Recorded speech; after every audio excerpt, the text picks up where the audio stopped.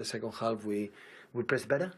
We regained the balls higher, and we had the problems in the first half to press. And after that, the second goal from Sergio helped us. And after we were stable after the 2-1. We didn't concede another chance until the end of the game. And after, when Gundu came in and Raj and Leroy, we controlled the game. And we make a good football. I think when you've got a 1-0 lead, 2-0 lead, it's the game's not over.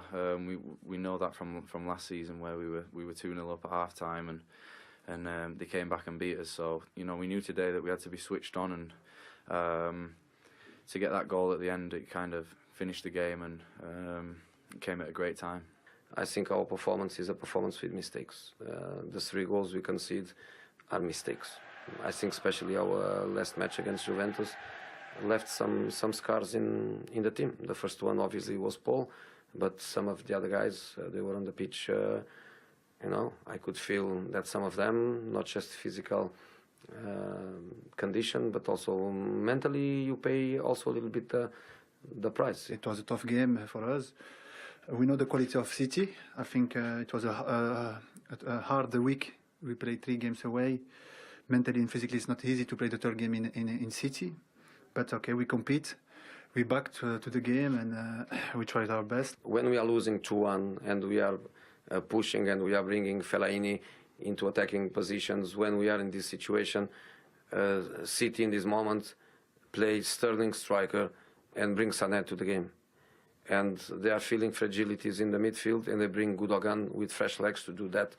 When you play against a team that is very, very strong in counter-attack, and they have the ammunition to do that, you are in danger. But even so, we control that so well, and the game is killed by a goal that, come on, cannot happen. Can only happen with physical and mental fatigue. So Manchester United were pressing, Manchester City were on the counter-attack, and the reason the 44-pass goal happened was because of mental and physical fatigue. No, it wasn't anything to do with that at all. Normally you would say there was a gap in class. Dominance from Manchester City, brilliant all over the park. Is it just 2 questions on that? Is there an argument that United are thinking or being told, keep your shape, try and nick it and then hit them on the counter rather than pressing them?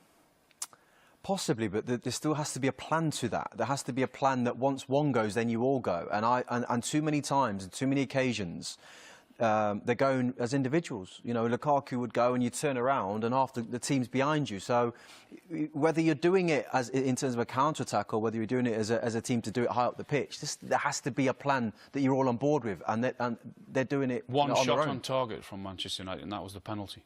And a final thing on the goal, for all the criticism of United there, it's still a 44-pass move from Manchester City. Absolutely magnificent. As I said, full of confidence.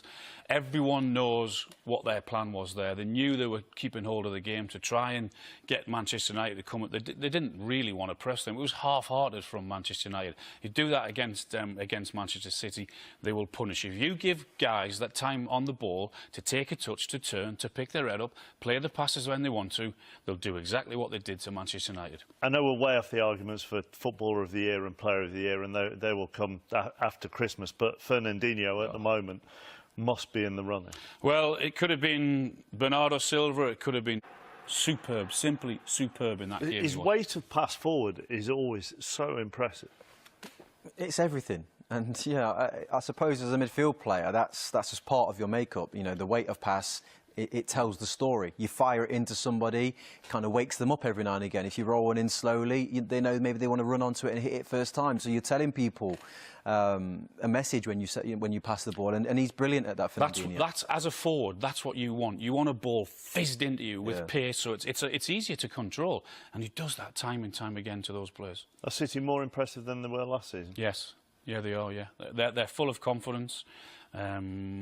Everything about them seems to be classy. They're all comfortable on the ball. They've got a squad which seems very, very happy.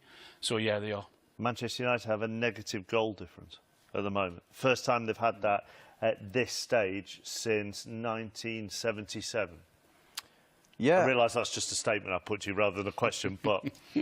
No, but it's bleak. It's, you know, it's not nice reading at all, because obviously usually what counterbalances any type of poor defence is that you're going to go out there and score goals. United have always been an exciting team playing on the front foot, scoring goals, and they're lacking in both departments at the minute. Especially after coming into this game on the back of an impressive performance, an impressive result against Juventus in the Champions League. You'd think they'd come into this with some sort of confidence going into the game, but from minute one to the end, they really dominated. If you've got a point to make to Aaron or Jermaine on that analysis, then you can get in touch. #MOTD2. Arsenal's Europa League draw with